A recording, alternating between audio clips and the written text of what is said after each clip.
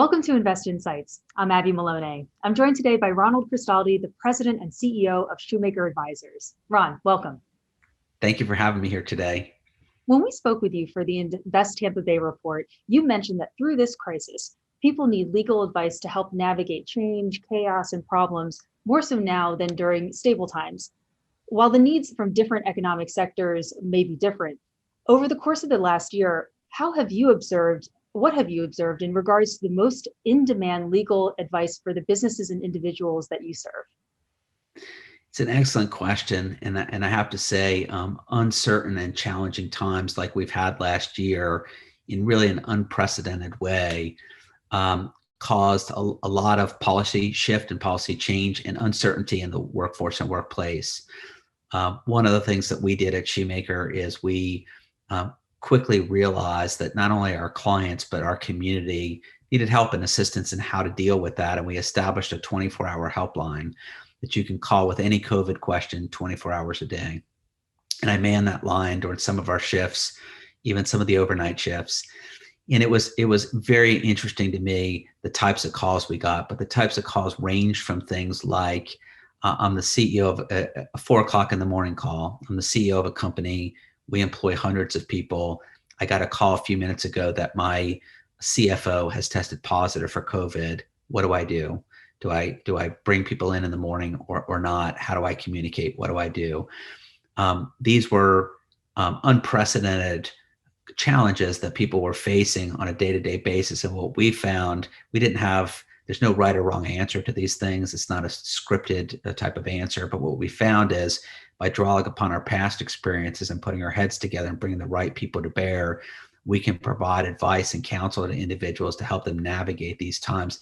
And that's what it's really about. It's about coming together as a community to pull together and find solutions to problems. And in the end, in hindsight, I'm buoyed by the fact that we as a community did rise to the challenge. We found new and innovative ways to continue to conduct business and to keep people safe. Part of your question was, what were the challenges? And honestly, I applaud all of our elected officials who stepped up and provided leadership in the uncertain time. The thing that I found the most challenging was when partisanship entered into that. What we all have to keep in mind is we are all Americans, we're all Floridians. The people here are people of Tampa Bay. It's important to come together and not think about things in a partisan way. That piece of it was disappointing to me, to see anybody acting in a partisan us and them type of mentality. I think that was more isolated though. And what we really saw on a ground basis, not necessarily what was reported in the media, but what was happening in the trenches day and day, was individuals pulling together to help lift each other up. Looking back now, what legislative efforts were the most disruptive and transformative to your practice and business operations? And ultimately, have you found that these changes and transformations will be beneficial in the long term? It's an excellent question too. And there was so much disruption, both good and bad, over the past year. But the one that comes to my mind really was the work at home orders. They were absolutely necessary in order to protect public health, safety, and welfare, but they certainly were disruptive. Businesses had a lot of anxiety as to what was an essential service and how do we continue to operate. Again, in hindsight, as we look at that though, the human ingenuity and the technology that was deployed to accomplish those things. For instance, interviews. I'm guessing that you would not have been interviewing folks remotely 2-3 years ago, but now we've figured out a way to adapt to that. And there's stories, really inspiring, encouraging stories from all different sectors of industry of how people have come together in different regions and even different parts of the world to communicate and adapt.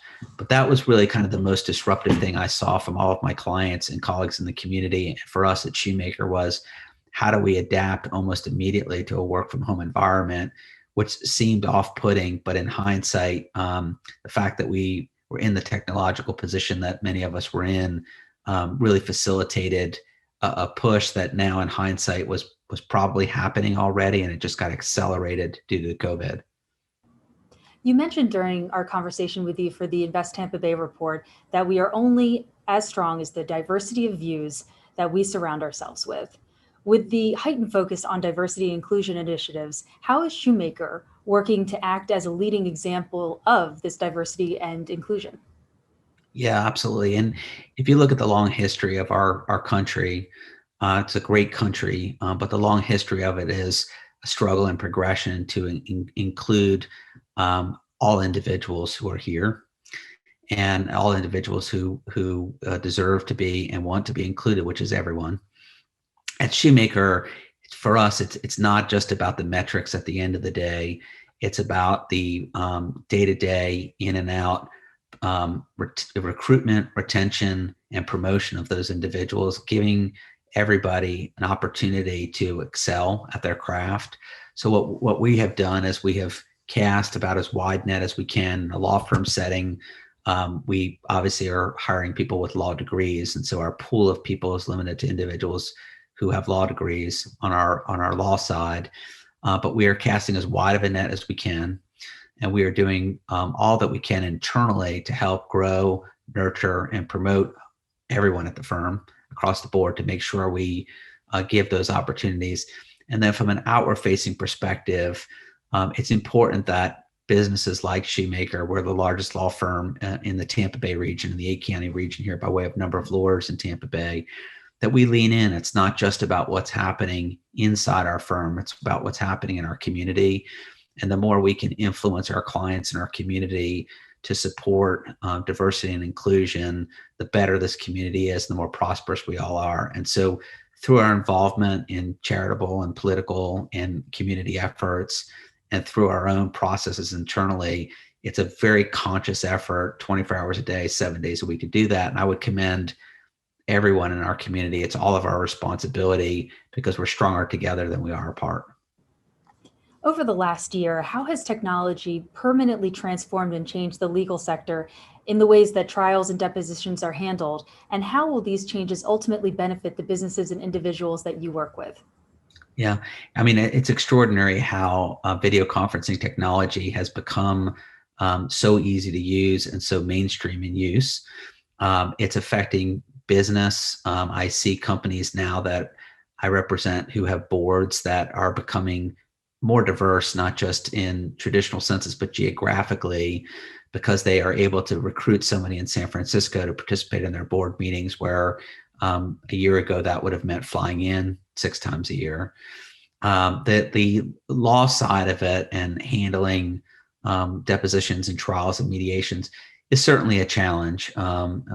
Mediations are more difficult to settle when people aren't face to face because there's a human aspect to resolving conflict. Taking depositions is more difficult because there's a human aspect to reading the body language of an individual. And trials certainly are, some of them are proceeding in a video way. There's going to be lots of questions about the legality of some of those things, challenges, particularly, for instance, in a criminal case setting. But I believe that as we continue to move and progress, we will get better and better and better at it. And it's a reality of the world we're in today, but it's also an opportunity to leverage those for more efficient judicial proceedings, more effective judicial proceedings, better communication with judge and jury.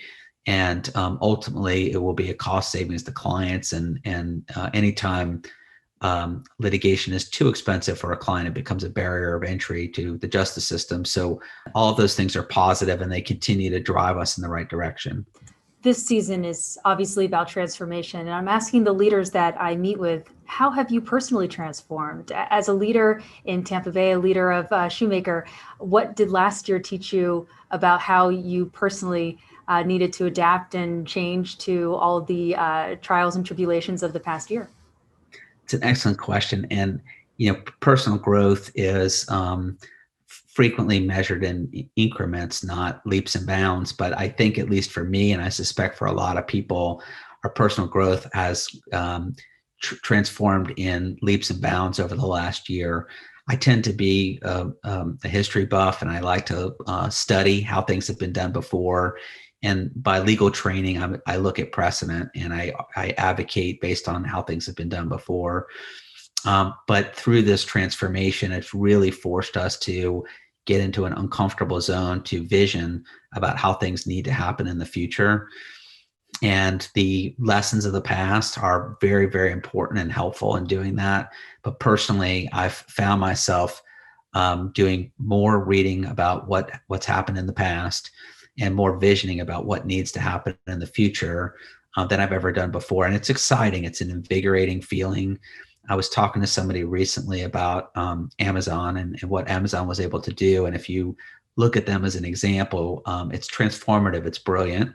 But at the same time, Sears and Roebuck did that in the 19th century. They built a big warehouse in Chicago and they sent a catalog to everybody. And they said, look, we can mail you your stuff in 7 days. And they put the general stores out of business, right? What Amazon did is just take those same principles and build it with the technology today. And I think as leaders in the community, we have to be cognizant of what's happened in the past. We have to build on the foundations of what happened in the past. But now is the time to forge the future. This is our time. And this is the opportunity. So personally for me, that realization that the responsibility is on me and my peers and colleagues to look at the past, but forge the future.